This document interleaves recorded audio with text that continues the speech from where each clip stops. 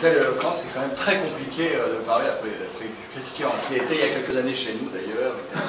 Donc vous voyez, on dépasse les vieux professeurs. Alors une précision, je ne suis malheureusement plus titulaire d'une chaire de capital humain parce qu'il n'y en a plus à HEC depuis que j'ai pris la décision de faire un autre mouvement dans ma carrière, qui était une opportunité. Vous voyez là, je me gère moi en tant que capital humain, alors individuel.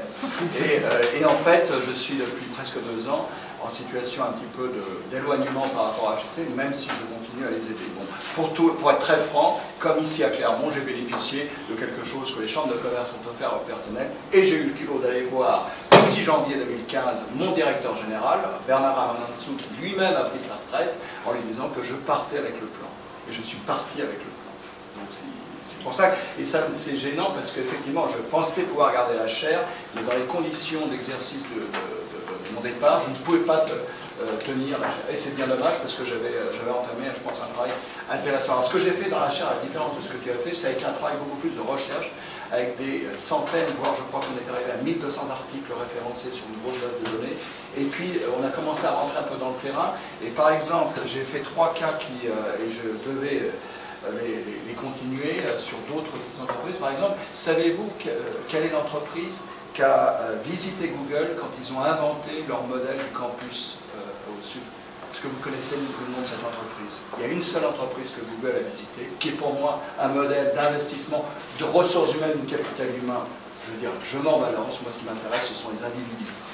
Et depuis 30 ans que j'écris sur les ressources humaines, et j'étais un des premiers à écrire sur la dimension stratégique des ressources humaines, la raison pour laquelle j'avais écrit ce bouquin en 88, c'était uniquement pour dire que le seul facteur dont on ne tenait jamais compte dans les décisions stratégiques, c'est le facteur humain. C'est tout. Et 30 ans après, je m'aperçois qu'on est très loin du compte dans beaucoup d'organisations. Pas dans celle que tu dis. Eh bien, l'entreprise en question s'appelle SAS Institute. SAS Institute, c'est une entreprise dans le secteur du business intelligence, 14 000 salariés. La seule vision du patron, ça a été de dire, le seul facteur qui fait vraiment la différence, ce sont, comme le disait Steve Jobs, quelques années après, parce qu'ils ont été fondés en 1976. Je ne sais pas si vous voyez, c'est quand même une boîte qui... Dans le transport aérien, vous avez quand même un exemple célèbre, du low cost, c'est quand même Southwest Airlines. La seule entreprise qui n'a jamais licencié, la seule entreprise qui n'a jamais perdu d'argent, la seule entreprise qui a continué à faire des profits en 2002, alors que toutes les autres entreprises industrielles... Vous voyez ce que je veux dire? Il y a quand même des éléments de conviction derrière tout ça. Alors je me suis demandé pourquoi tu m'avais invité, puisque je suis plus... enfin, je continue à faire quelques travaux, alors elle me dit, mais si, il faut venir à cette table ronde. Alors j'ai fait l'effort, je suis désolé, j'interviens tout à l'heure sur l'intelligence artificielle à l'ESCP, j'anime une table ronde, c'est pour ça qu'il faut que je reprenne tout à l'heure le vol du début d'après-midi. Alors, quand vous m'avez demandé de dire quelque chose d'intelligent, après effectivement des vrais travaux de terrain, et puis alors, ce que j'adore, c'est la façon dont mes prédécesseurs ont présenté, parce qu'ils ont carrément bouffé ma présentation. Alors, je vous montre ce que je devais vous montrer. Par exemple, la définition, tout le monde les connaît. C'est évident, mais je faisais un petit rappel. Je pensais avoir, par exemple, plus de professionnels dans la salle. Je me suis dit peut-être que c'est utile d'avoir quelques rappels, mais ça, tout le monde l'a déjà dit. Donc, vous voyez. Alors, ce qui est quand même intéressant, c'est la dernière hypothèse fondamentale, c'est quand même l'investissement, et c'est Becker et Schultz, qui disent que finalement, le seul truc qui est important, c'est d'investir dans le développement des gens, en formation, ce qui va amener une hausse de la productivité, qui va amener la hausse de salaire. Mais il y a d'autres approches théoriques qui renversent la proposition, surtout les deux derniers termes. Donc c'est ça qui est intéressant, c'est quand même un petit peu des fondamentaux. Alors il y a une perspective micro, évidemment, tu l'as dit, c'est un tableau qui est publié d'Erina H, qui manque à Floyard, mais vous voyez bien, alors, ce qui est très intéressant sur ce tableau, hier soir, j'étais à une conférence de la CFSEGC, aussi sur l'intelligence artificielle. Et vous ne savez peut-être pas, mais en France, nous avons près de 600 startups RH. 600. C'est incroyable. On est un pays qui a quand même généré, alors tu parles de l'innovation, d'ailleurs, mon ami là, du congrès d'Aix-en-Provence, où est-ce qu'il est, notre ami de... Allez. Il était là tout à l'heure? Oui, alors, il n'est pas là. Ah, d'accord. Eh bien, notre ami aurait pu vous dire que le papier que j'ai proposé en aveugle, qui a été évalué en aveugle et, j'allais dire, accepté, moi je ne savais pas si j'allais être accepté. Vous savez, quand on envoie un papier un peu académique, je suis revenu à une écriture un peu académique, c'est exactement un papier sur le thème que tu as évoqué. C'est comment se fait-il que ce foisonnement de start-up que nous avons aujourd'hui, fédérés d'ailleurs, et c'est ça qui est très intéressant. Hier, il y avait le coprésident à cette table ronde de CGC, il y avait le coprésident du labérage. Je ne sais pas si vous savez ce que c'est. Hein. C'est quand même très intéressant parce que là, on est sur la construction d'une identité quelque part collective. Tu parles de coopétition, des tas de qui sont en concurrence, qui il a dit moi dans sa start-up, parce qu'il a quand même parlé de sa start-up, il a parlé du labérage, mais quand même un peu de sa start-up, c'est de dire nous avons une action au niveau de Monkey-Time, notamment sur les non-cognitive KSAOs. Son produit, c'est un peu ça, c'est ça qui est intéressant, et c'est pour faire, vous savez, ce qu'il appelle le matching affinitaire au moment du recrutement, avec quand même quelques critères. Alors ça, c'est un exemple. Évidemment, il y a la perspective macro. La perspective macro, tu l'as évoqué, vous l'avez évoqué, tu l'as déjà évoqué, et j'ai même pas été au macro interorganisationnel. Là, je me suis limité ici au macro de l'organisation. Vous voyez, cette question, par exemple, de la spécificité de la firme est cruciale dans tous les travaux sur le capital humain, on a ça. Et puis quelque chose que tu as évoqué, que d'autres ont évoqué avant moi, c'est la question de la contrainte. De la contrainte, vous voyez, et c'est un tableau qui montre que finalement on a des approches un petit peu différentes du capital humain. Bon, un tableau assez connu, je veux dire, il y a beaucoup de travaux autour. Donc la vraie question, c'est effectivement cette dimension du capital humain, elle a été creusée, ça fait 30 ans qu'on l'évoque, dans cette dimension, effectivement, que je n'avais pas formulée comme ça à l'époque, dans le livre de 88, mais on parlait déjà de capital humain, on parlait un petit peu de toutes ces thématiques. Et j'ai piqué effectivement c'est toi qui l'as évoqué, c'est toi qui l'as évoqué, on ne pouvait pas ne pas l'évoquer, alors j'ai pris d'ailleurs l'adaptation qu'on a fait Fabienne Autissier, qui a été, comme Christian, dans le même programme doctoral à HEC. Et Fabienne, qui est à Lyon, pardon, elle est toujours à Lyon, fait une adaptation de l'EPAC. Moi, j'aime bien cette idée parce que finalement, on a une dimension évidemment de la valorisation effectivement du capital humain et puis la rareté du capital humain. Et on s'aperçoit qu'on a évidemment des stratégies différentes. Et ce qui est intéressant quand on fait des cas très concrets d'entreprise, c'est de regarder si ce modèle-là a du sens. Et surtout par rapport à ce que tu dis, sur d'autres populations aussi que les experts. Parce que si tu as raison de dire que les experts est une ressource ou un capital humain absolument stratégique, on peut s'interroger sur les autres ressources. Hein, et on pourra dire un mot tout à l'heure de l'entreprise libérée. Alors, ce que j'aime bien, c'est toujours montrer sur mon petit schéma, là, parce que je pense que derrière cette histoire de capital humain, il y a toujours des enjeux de valeur et de culture. Alors, j'apprécie d'ailleurs que le prochain congrès... alors, quand vous avez dit capital humain et culture, je voulais savoir si c'était quelle était la notion de culture que tu avais. Est-ce que c'était une culture, on va dire, vraiment micro, organisationnelle, ou c'est toute forme, tous les niveaux de culture, y compris d'ailleurs des cultures, on va dire, trans-pays, etc. Donc, on a bien des définitions. Alors ça, c'est le vieux modèle de Kuhn et Cameron, hein, qui a été... J'aime bien parce que finalement, qu'est-ce qu'il nous dit? Il nous dit, dans l'histoire de nos organisations, on est tous partis de modèles bureaucratiques, basés sur les règles, quelle que soit la forme d'organisation. Après, on est passé par des modèles claniques, qui sont des modèles, évidemment, de l'entreprise japonaise, avant Carlos Ghosn, je dis bien, c'est celui des années 80. Cet enjeu de la culture marché qui vient ensuite, c'est évidemment l'enjeu de la performance qui est absolument critique. Et puis, vous voyez, le mot qui a été prononcé déjà 100 fois depuis tout à l'heure, et particulièrement par toi, c'est l'innovation. Et c'est évidemment Mintzberg, c'est la démocratie. Alors moi, ce qui me semble, si vous voulez, c'est que finalement, quand on parle de capital humain, eh bien, on a vraiment cette translation. Plus on va parler de capital humain, plus on va redonner du poids à cette dimension du capital humain, pas dans une connotation évidemment capitalistique ou capitaliste. On a tendance évidemment à s'orienter, vous voyez que la flèche elle n'est pas par hasard, elle est tournée un peu vers l'innovation, c'est exactement ce qu'on vient d'entendre avec Christian. Donc en fait, la question qui évidemment est posée quand on fait, j'apprécie, d'ailleurs je vais peut-être faire finalement un petit papier académique sur la dimension de la culture, parce que je pense que c'est crucial, et je pense que d'ailleurs les entreprises que j'ai analysées dans la Sherp, alors j'ai parlé de SAS Institute, mais il y a une entreprise aussi que j'ai trouvée formidable, le patron, vous connaissez tous son bouquin évidemment, c'est ce fameux patron indien qui a eu le culot de sortir un bouquin un jour qui s'appelle Employees First, Customers Second, employé d'abord, client ensuite, Et ben, j'ai été un petit peu à la fois discuter avec lui, il est venu 4 fois à Paris faire des interventions, mais surtout j'étais un peu creusé un petit peu ce qu'il faisait. Alors tout n'est pas mirifique, il ne faut pas non plus, c'est pas une entreprise bisounours, mais malgré tout il y a quand même de vraies questions, et ce qui m'intéresse, c'est justement le capital humain qui est absolument critique, c'est on a les experts, mais on a tout le monde. Hein, et qu'on a tout le monde, c'est-à-dire n'importe quelle équipe de terrain dans cette entreprise peut générer du nouveau business vis-à-vis de clients, c'est quand même absolument incroyable. Et quand on parle de renversement de la pyramide, lui, il l'a fait. Alors, le problème, c'est que son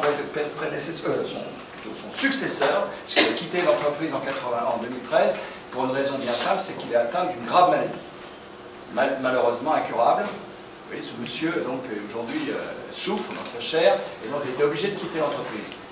S'il était resté, je pense que l'orientation récente de l'entreprise aurait été un petit peu différente. Vous voyez ce que je veux dire? Et on a des exemples.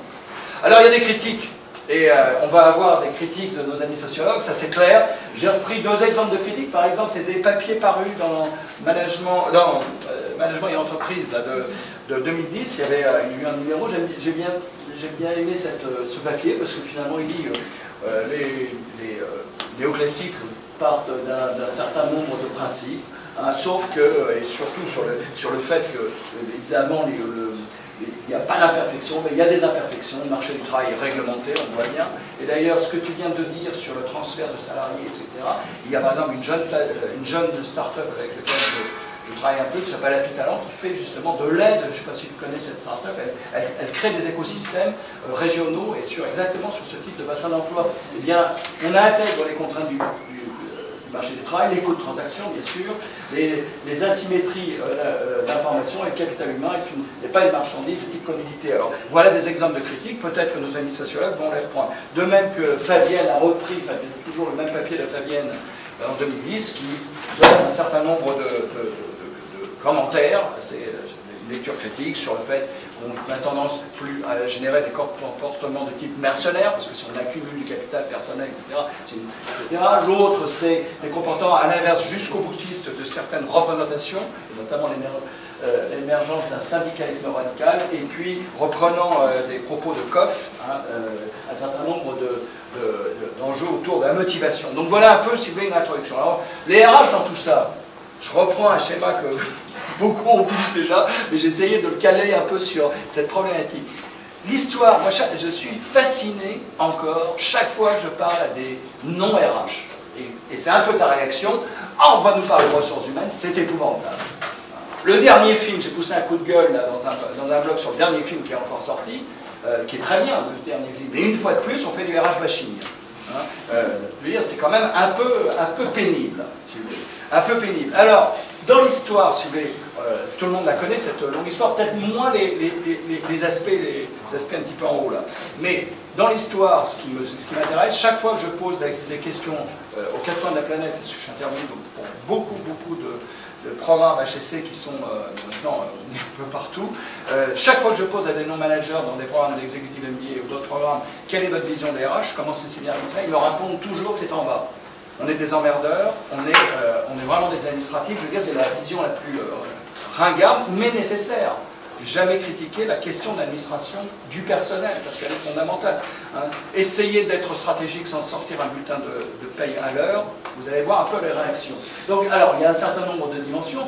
Je m'intéresse plutôt en haut. Ce qui m'intéresse dans l'évolution récente, d'ailleurs, le mot gestionnaire étant bleu, étant plus gros, parce que je crois que dans beaucoup d'organisations, c'est encore le stade de développement de la fonction. Il y a des outils, il y a de merveilleux outils, il y a des SIRH performants, ou soi-disant performants, il y a de plus en plus de startups qui proposent elles-mêmes des outils. Je suis un peu gêné dans l'offre, quelquefois, que je vois, qui est à la limite d'ailleurs de certaines pratiques éthiques, on va dire.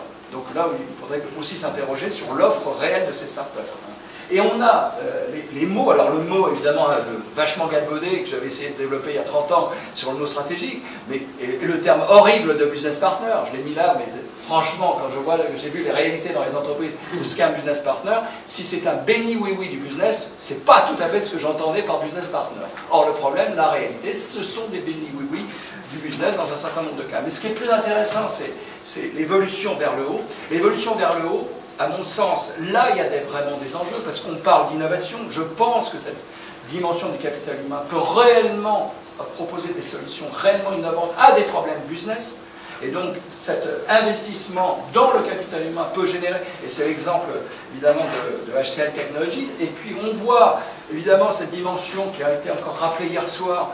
Je suis obligé de parler de marketing quelque part à un moment, parce qu'on va avoir des populations, toi tu te focalises sur les experts, mais évidemment on va avoir de plus en plus de segmentation, de gens qui ont des attentes de plus en plus différentes, et il va falloir savoir différencier un petit peu la nature et les attentes de ce capital humain. Et puis le dernier mot, c'est le mot incubateur. Tu vois, tu as tout à l'heure cité le cas de ces entreprises qui développent des incubateurs en interne. Il me semble que l'un des enjeux aujourd'hui, parmi les plus importants, ça va être de réellement mobiliser les acteurs, le capital humain, qu'il soit expert ou pas expert, pour permettre à l'entreprise réellement de survivre. Et donc on va avoir de plus en plus, on va dire, d'engagement, alors sous des formes très très différentes, selon les entreprises. Il n'y a pas évidemment un seul modèle. Et puis ce qui est évidemment transversal à tout ça, je ne peux pas oublier la révolution digitale. Alors j'en fais pas je dirais une panacée. Hein. J'ai toujours dit que la révolution digitale, depuis d'ailleurs qu'on a eu cette chaire là, sur nomadisme il y a 15 ans à HEC,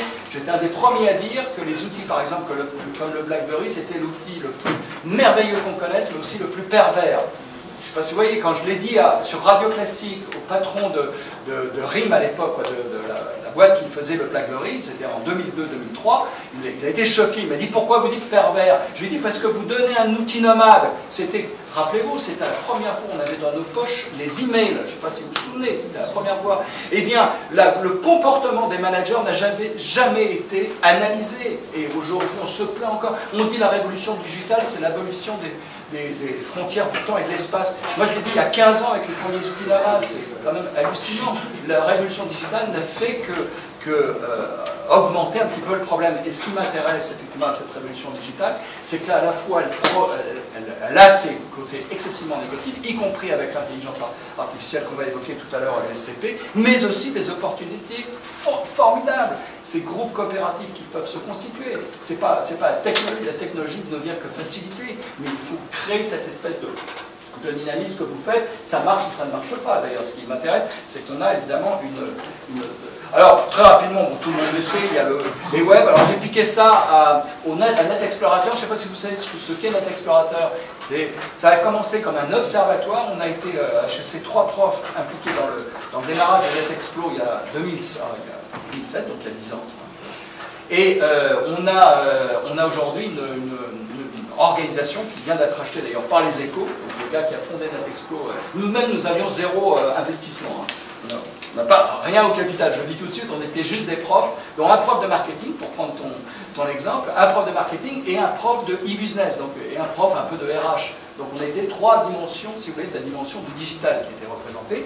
Et demain matin, c'est pour ça aussi que je vous parle de là, nous avons la présentation à la Chambre de commerce de Net Explo Change, qui sont simplement les innovations digitales des entreprises du CAC 40. Alors qu'au mois d'avril, on a eu les innovations digitales, on va dire, du monde entier, avec un certain nombre d'ailleurs d'innovations digitales qui touchent des entrepreneurs sociaux.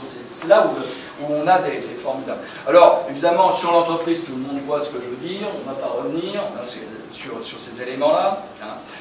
Je fais juste un petit zoom là, très rapidement sur le digital et le capital humain.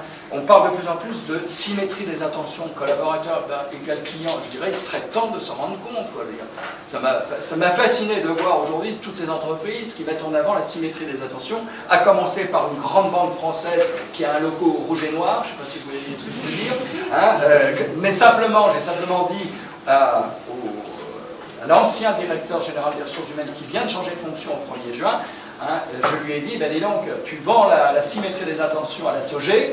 Moi qui suis client depuis pas mal d'années à la SOG, dans ma propre agence, je suis très loin de cette symétrie des attentions en tant que client. Donc c'est pour ça qu'il y a un discours en haut, il y a des réalités un petit peu en bas. D'ailleurs, pour revenir sur une petite anecdote relative au capital humain, on s'est rencontrés juste avant, quelques mois avant sa prise de fonction par une amie.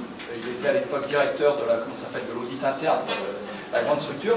Et il me dit, mais qu'est-ce que vous faites? Alors je lui parle de l'HEC et je lui dis, je suis patron de la chaire du capital humain. Et le mot capital humain, ça l'a fait bondir, un peu comme toi. Mais alors ça a été, les hommes ne sont pas des capitaux, etc. Alors j'ai essayé de lui expliquer que philosophie on a vu dans la chair, c'était justement peut-être pas celle qu'il voulait exprimer, mais ça a été un peu chaud. C'est pour ça que je me souviens de... Alors, sur les RH, puis j'ai presque terminé, sur les RH, on dit finalement que le digital a pratiquement toutes ces caractéristiques. L'accélération des temps, il faut bien comprendre que, et la question qui va être posée, c'est effectivement, si on donne plus d'importance au capital humain, est-ce qu'on va être obligé d'accélérer tout ce que nous faisons. Transparence, c'est intéressant, parce que est-ce que la transparence est toujours bonne, etc. Nous avons un certain nombre d'autres... il y a le professionnalisme, je pense que nous avons un enjeu dans la fonction RH d'un plus grand professionnalisme. C'est vrai que le digital nous oblige quand même à faire je dirais, un petit peu des efforts, on va dire. Et puis un certain nombre de choses, dont la dernière qui me semble quand même pas complètement neutre, c'est ce qu'on appelle l'e-réputation, parce que tout le monde parle évidemment de marque employeur, sauf que la véritable question, c'est cette question d'expérience qui est centrale. Et l'expérience, c'est au quotidien, c'est pas les RH qui le font. Et pour conclure, c'est le tout dernier. J'ai repris encore Fabienne, vous voyez, finalement, c'est très bien son papier, donc je me suis dit, ça va être...